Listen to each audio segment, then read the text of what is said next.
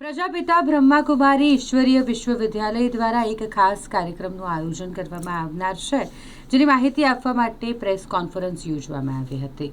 વિશ્વ શાંતિ સ્થાપવાના હેતુથી ગુજરાત બ્રહ્માકુમારીનો હીરક જયંતિ વર્ષ નિમિત્તે ખાસ આયોજન કરવામાં આવ્યું છે, જે અંતર્ગત વિવિધ શાળા કોલેજો હોય, સંસ્થાઓ હોય, જે અલગ અલગ દિવસે અલગ અલગ કાર્યક્રમનું આયોજન કરવામાં આવ્યું છે. Million minutes of piece appeal project વિશ્વ શાંતિ સ્થાપવાનો એક પ્રયાસ કરવામાં આવી રહ્યો છે, અને તેના વિશે જ માહિતી આપવા માટે આ ખાસ પ્રેસ કોન્ફરન્સ યોજવામાં આવી હતી. આ અભિયાનનો મુખ્ય ધ્યેય છે વ્યક્તિગત અને સામૂહિક સ્તરે શાંતિ સ્થાપિત કરવું, અને માટે અલગ અલગ જગ્યાઓ પર અલગ અલગ કાર્યક્રમો રાખવામાં આવ્યા છે. તેની માહિતી પ્રેસ કોન્ફરન્સમાં આપવામાં આવી. ઓમ શાંતિ. પ્રજાપિતા બ્રહ્માકુમારી ઈશ્વરીય વિશ્વવિદ્યાલયને ગુજરાતમાં સેવા કરતા 60 વર્ષ પૂરા થયા છે. એટલે કે 2025ને હીરક જયંતિ વર્ષ તરીકે ઉજવી રહ્યા છે. તે નિમિત્તે વિશેષ કાર્યક્રમોનું આયોજન કરવામાં આવ્યું છે.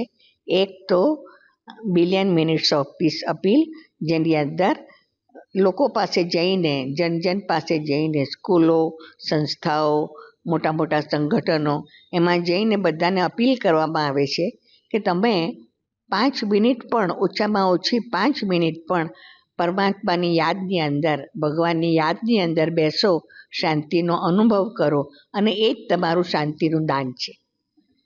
બીજી વાત કે ગુજરાતના 500થી વધુ સેવા કેન્દ્રો દ્વારા 23 નવેમ્બરે સવારે 7 થી 8 શાંતિ યાત્રા કરવામાં આવશે.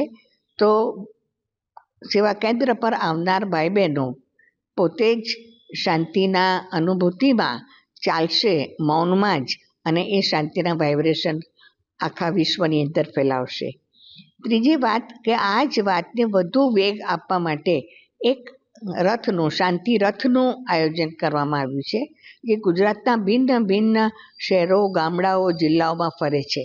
તો જેની અંદર લાઈવ કુંભકર્ણ રાખવામાં આવ્યો છે, જે સૂતા એ મેસેજ આપે છે કે આખું વિશ્વ અશાંતિથી ભરપૂર છે, બધાને શાંતિની જરૂર છે, અને ઊભો થતાં, જાગ્રત થતાં મેસેજ આપે છે કે બધાએ જાગ્રત થવાનું છે, પોતે શાંતિનો અનુભવ કરવાનો છે અને બીજાને કરાવવાનો છે. કે 21 ડિસેમ્બરે એક વિશાળ કાર્યક્રમ અમદાવાદમાં આયોજિત કર્યો છે, જેમાં ગુજરાતમાંથી 60,000થી વધુ ભાઈ બહેનો આવશે, ધ્યાન કરશે અને શાંતિનું દાન સમગ્ર વિશ્વને આપશે.